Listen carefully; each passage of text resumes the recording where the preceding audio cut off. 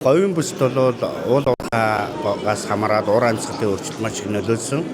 Одоо нүүдэлчин өв солио дээж яваа малчид маань бас үнэхээр одоо цаашд амьдрахад аюул төвөгтэй байдал үүсэж байгаа. Энэ байдлын тухай бид бол манай говийн бүсийн малчид маш олон жил илэрхийлж байгаа үзэл бодлуудаа. Гэвч бол одоо яг шийдэлд хүрдэггүй. Өнөөдөр бол дэлхийн малчдын чуулга уулзалт Монгол улсад болж байна. Тийм учраас бол энд оролцож одоо өөрснийхөө байр суурийг илэрхийлэх тийм үү тунхаг бичихт одоо бид нарт толгомдоод байгаа асуудлуудаа тусахыг одоо зорж ирсэн. Дорногов аймгийн 70 60 сан бол асар олон лицензтэй. Газар нутгийнх нь бараг 30% нь уул уурхай лицензэд эзлэгдсэн байдаг. Энэтэй холбоотойгоор үлжин аваржааны газрыг одоо эзэмших өмчлөх боломжууд маань хомигдчихэдэг. Үлжин аваржааных нь газартай уул уурхай лиценз давхцсан учраас тэнд амьдрах боломжгүй болж байна.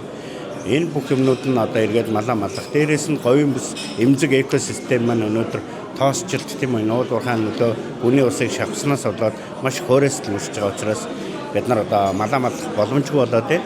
Дээрээс нь яг малчтын дуу хоолой яг төрийн түвшинд шийдвэр гаргах түвшинд үнэхээр хүрэхгүй байна.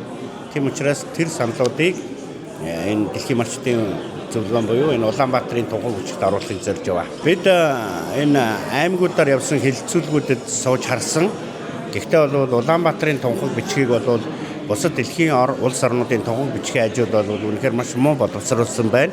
Гэхдээ энэ хэлэлцүүлэхийн явц сайжрах бах бидний саналуудыг энэ дэлхийн олон малчтын өмнө Монгол улс малчтынхаа саналыг оруулах бахаа л гэж харж байгаа.